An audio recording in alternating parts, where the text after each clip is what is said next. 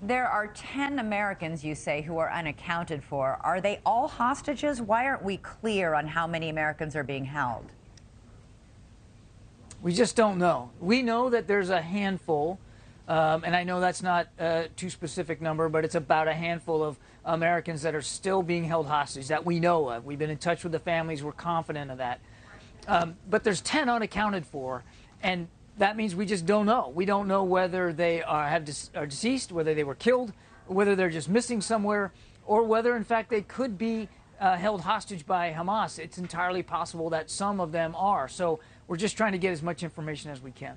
As you know, the point of terrorism is to provoke an overreaction. Are you concerned at all that Israel is being baited into this ground invasion or in this bombing campaign and that it will backfire? Well, I'd let the Israelis speak to their military operations. They have been going after Hamas largely from the air over the last couple of weeks. I don't know, and I couldn't speak with great specificity about what their future plans are, but we have been talking to them really since the beginning of this conflict about, what their intentions are, what their strategy is. Asking them the kinds of questions that we ask ourselves before we launch off on military operations. Have you thought through the branches and sequels and the unintended consequences? Those are all questions that we know they're asking themselves, and we're asking them sort of what kind of answers have you come up to that to make sure that they've thought through the how just as much as the what. Right, but the unintended consequences are pretty significant, and nobody seems to be able to give an answer as to what you're going to do with Gaza once you go in and extinguish Hamas, as the IDF and Netanyahu are vowing to do. I mean, nobody in Europe, no Arab nation, nobody wants to control Gaza or occupy Gaza, and you yourself have said that Israel doesn't want to do that. But then who's going to be in control of Gaza? I think, again, without speaking for the Israelis, I do believe that they have had or are starting to have those kinds of conversations. But I think their focus right now, appropriately, is on the military operations before them, what to do, when to do it, and how to do it.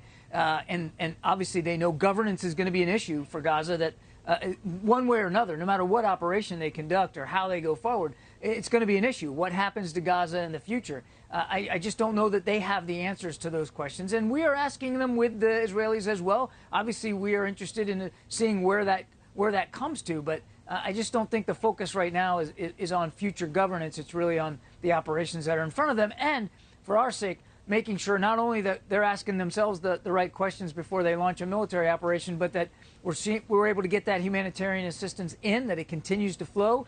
We've had 3 good days. We hope to have many more good days of getting stuff in there. We know it's not enough. And also, not only getting hostages out, but getting American citizens that are in Gaza, having a way for them to find safe passage out of Gaza. Right, that was what I was going to ask. We know aid is getting through far too little, a tiny fraction of what civilians actually need. Why so little getting through, Admiral, and why none of that desperately needed fuel? I know that the Israelis are saying no fuel because we don't want Hamas to get it, but the civilians desperately need it. Yeah, we know that there's an acute need for fuel. We're talking to our partners about the possibilities of getting fuel in with this humanitarian assistance. That said, we also understand that Hamas would love nothing better than to be able to divert fuel so that they can use it to keep the lights on in their tunnels and to keep fueling their operations.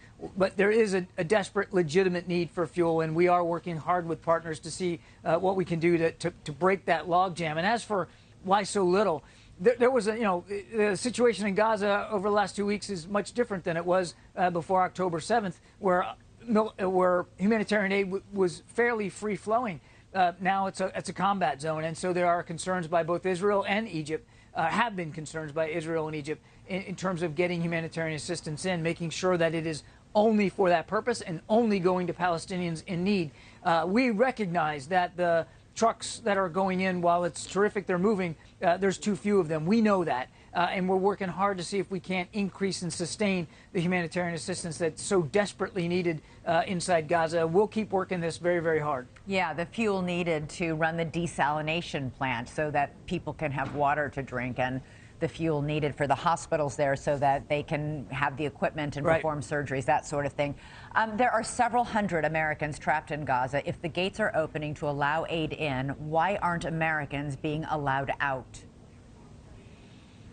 We're working on that very hard as well, Elizabeth. I wish I could give you a date stamp, a time certain when we think we'll be able to get them out. I can tell you that Ambassador Satterfield, our special envoy for humanitarian affairs, is hard at work, even as you and I are speaking, talking to partners in the region, particularly our Egyptian partners, to see what we can do to allow the safe passage out for those American citizens. We know there's several hundred of them. We know that dozens and dozens we think, are down there near the Rafah crossing. They're ready to come out. They've been waiting. We just got to make sure we get a process in place.